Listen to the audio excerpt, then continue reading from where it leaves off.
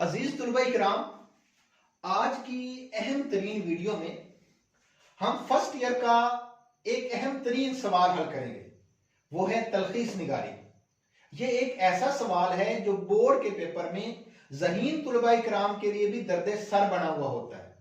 हालांकि मैं ये समझता हूं कि फर्स्ट ईयर के सिलेबस में सबसे आसान सवाल ही यही है, और ये एक ऐसा सवाल है जिसमें पूरे नंबर आसानी से हासिल किए जा सकते हैं। लेकिन फिर तुलबा इकराम के लिए मुश्किल क्यों बढ़ता है? उसकी सबसे बड़ी वजह जो मैं एक समझता हूं कि जब असातिज़ा इकराम ये सवाल बच्चों को पढ़ाते हैं तो एक ही लेक्चर के अंदर पढ़ाकर जान छुड़वा देते हैं, और ना तो असातिज़ा इकराम इसकी प्रैक्टिस करवाते हैं और ना खुद तुलबा इकराम इसकी प्रैक्टिस करते हैं, जिसकी वजह से ये तुलबा इकराम के लिए बोर्ड में बहुत मुश्किल पेश आती है।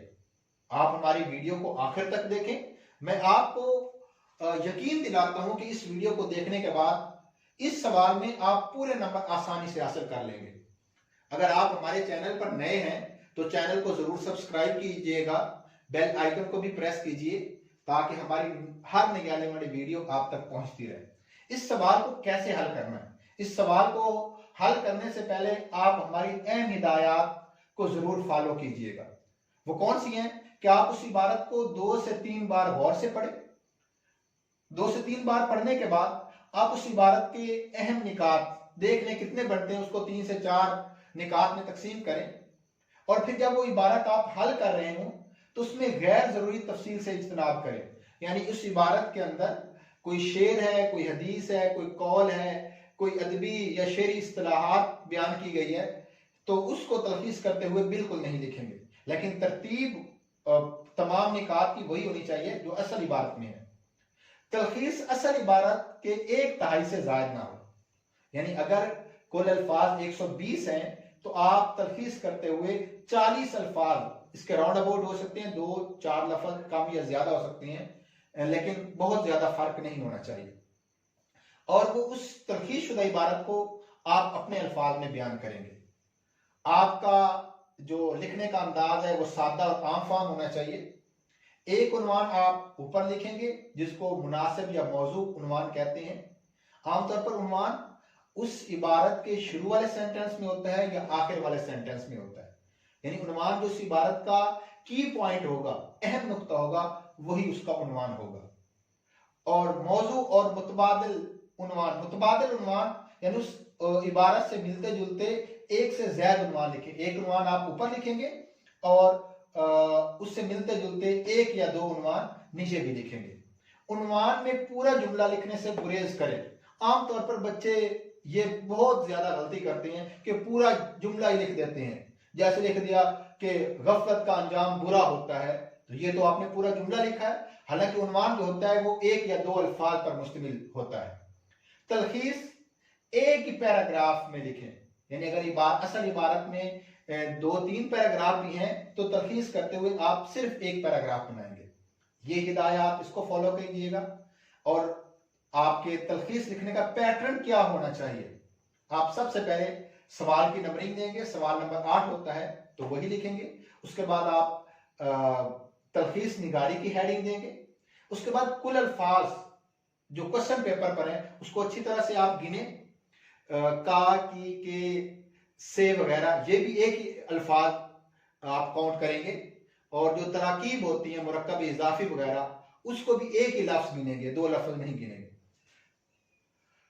और कुल अल्फाज, क्योंकि एग्जामिनर को पता है कि कुल अल्फाज कितने हैं तो वो आपके ठीक होने चाहिए। उसके बाद उसका 1/3 जितने अल्फाज बने, अगर 120 है तो यहाँ पर 40 आएंगे, अगर 150 है कुल अल्फाज तो यहाँ पर 50 आएंगे, अगर 90 है तो यहाँ पर 30 आएंगे। तलखीस शुदा अल्फाज यहाँ पर लिखेंगे। और उसके बाद आप मौजू उन्वान, मैंने आपको बताया कि उन्वान या तो पहले जुमले में मौजूद होता है या आमतौर पर आखिरी जुमले में मौजूद होता है। उसके बाद एक और बात, यहाँ पर मैंने लिखा है रफ अमल। वैसे ये है तो रफ अमल, लेकिन आप इसको बहुत ही नीट एंड क्लीन करके लिखें। ना भी लिखें तो ये जरूरी नहीं है, इसके नंबर भी नहीं है, लेकिन लिख लें तो आसानी भी है और अच्छा भी लगता है, और आपकी जो सफा है वो भी ज्यादा कवर हो जाएगा। मैंने जिस तरह यहाँ पर दूसरे पॉइंट में बताया था कि उस इबारत को 3 या 4 निकात में तकसीम करें। आप हर जो नुक्ता होगा, हर जो जुमला होगा वो आप लिखेंगे, फिर उसकी तलखीस मैंने यहां पर नमूने के तौर पर एक जुमला लिखा है और उसकी तलखीस की है। जैसे वो ऐश और इशरत का आदी और रक्सो सुरूर का रसिया है, उसे इल्म नहीं कि उसका अंजाम क्या होगा।